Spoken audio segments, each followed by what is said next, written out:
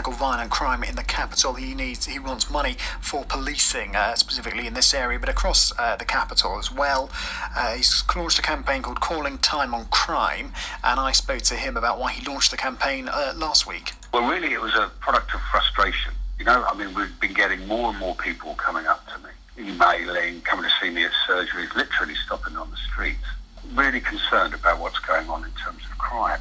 And I thought, right, okay, what is the best response to this? The best way is to try and get on the front foot and make the case for more investment in police in the local communities. Because look, tri-borough, we're now talking about the 3 boroughs policing has all been sort of joined up over the last year or so. Knife crime, for example, has increased by between 10 and 30% in the last 12 months across the 3 boroughs. Just for example, Barking and Dagenham, overall crimes got up 6% in the last 12 months.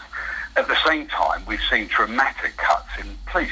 Overall, in terms of London, I think there's been something like 21,000 fewer police than 8 years ago.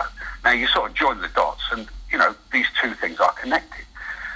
So really, we've got to, tap into that sense of frustration in the community, try and channel it into some positive arguments for more policing, more investment, get surveys and petitions up, saying we're calling time on crime, and speak to the key members of the communities, the faith groups, residents, businesses, local politicians, hit the doors with the petitions. And the end game is to then try and coordinate work across the whole 3 boroughs, take that to 10 Downing Street, the Home Office, the Mayor of London, and say, look, stop this. We need to get more investment in the front line in our policing to protect our communities and fight back against this, because people are really concerned. If you're going to ask me what the biggest issue is out in the community over the last 12 months, I would say it's crime, law and order issues. That can range from low-level antisocial behaviour right through to knife crime. We've seen some of the appalling moped issues. Now, it doesn't compare to a lot of the stuff in central London, but the rate of change is quite significant. So the idea is to get back on the front foot,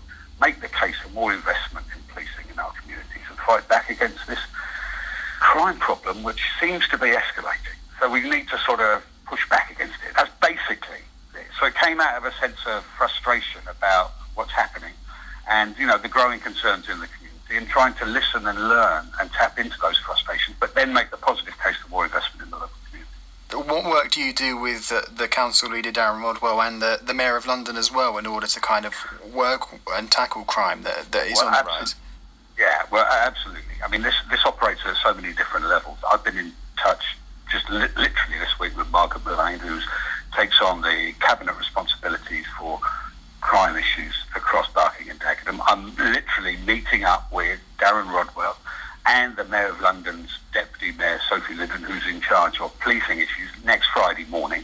So we're beginning to think, what is our strategy here? How can we join the dots between, local wards or council areas and the whole borough, between that and the Greater London Authority, and literally then taking it to Downing Street to Sajid Javid in the Home Office and say, look, it's not just about local issues or the Mayor of London issues, it's also the national issues. Because look, I'll give you an example. This week, Sadiq Khan's announced 122 new officers being moved from the Mayor's roads and transport policing into the City Hall Violent Crime Task Force. Now, that's good, right? Because that is a fight back to get more police involved in the Violent Crime Task Force. But he's, in one sense, got his hands strapped behind his back because of these 21,000 cuts, fewer police in London since 2010.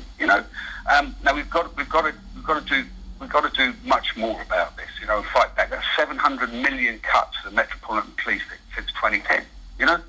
Now he can't resolve that, given that he's playing a weak hand quite well. He's trying to fight back in terms of the Violent Crime Task Force, but we need to go up to the top, to the Home Office and Downing Street as well. So, look, I'm talking to Darren Rodwell, the council leader of Margaret Mullane. We're talking to Sadiq Khan and Sophie Linden, his deputy in charge of crime.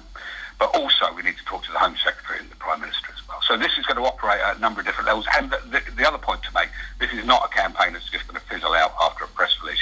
This is going to go on for literally months and months and months through the whole of next year as well. So, we just need to keep going and keep building the case and build people into. I want to hear people's experiences of crime, their concerns, their frustrations, and really try and tap into those concerns so I can speak better on behalf of the local people when we're lobbying on behalf of more resources and more policing in the local communities. You mentioned obviously the number of policing and the funding. Do you think that that's the only reason that crime has risen, or do you think there are other contributing factors in the local area? Yeah, there are contributing factors. I mean, I think there's a danger, in the, and I fought against Labour when it was in power, when there was attempts to close local police facilities, and the Conservatives. If the cat fits, you know what I mean, in terms of cutting police, it's not a party political thing, but I would say the Conservatives have been in power since for 8 years, and we've seen tens of thousands of fewer police on our streets and hundreds of millions cut from the Metropolitan Police funding. Now, there are other issues as well. Obvious example is gangs, criminality, and the rising epidemics of knife crime and some of the gun cultures issues.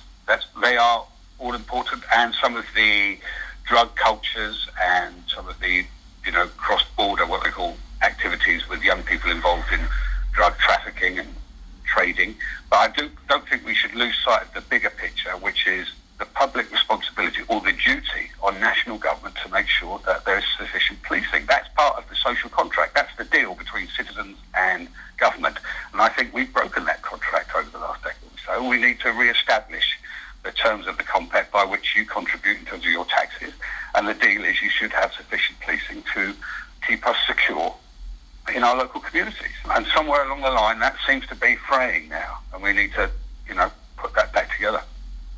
Do you think that the Mayor of London needs to do a better job on this? I imagine that if I asked people in the local area what they thought was the biggest issue, they'd say that Sadiq Khan's not doing enough to tackle violent crime. I'm going over to lobby them literally next week around this in City Hall. We took the fight to City Hall when they were threatening to close Dagenham Police Station, for example. We got that decision changed, So I will go and lobby and argue against anyone, whatever the colour of their political rosette, if you know what I mean. But at the same time, Sadiq Khan has a responsibility for policing. I do appreciate, literally, we've started this campaign for about 10 days or so now. And just in the last few days, we have seen announcements over officers being redeployed into the Violent Crime Task Force to deal with the sort of knife crime, moped criminality on the streets of London. That is a positive response by him. We need more.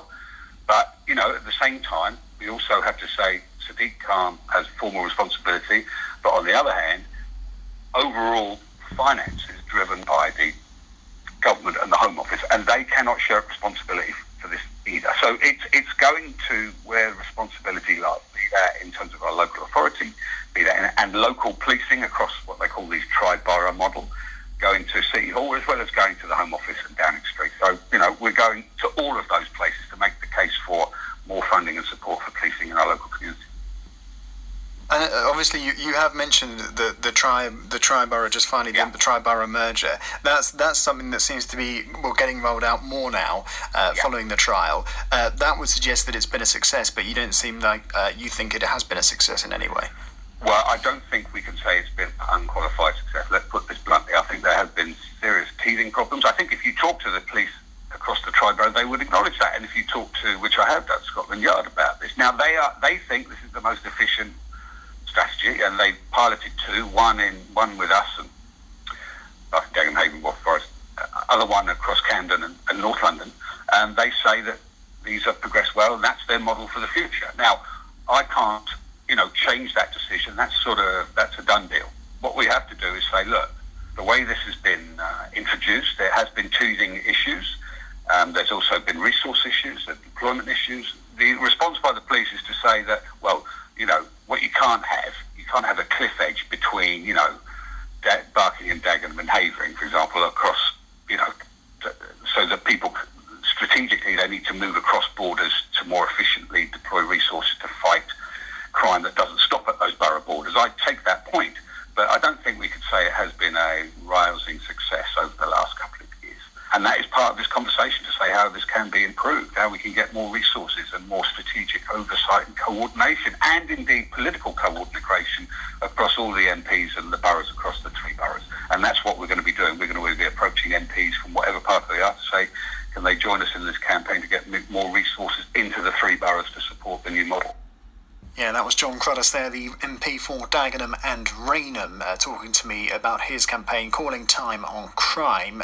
You can get more information on that on his own website as well. We've used that in the news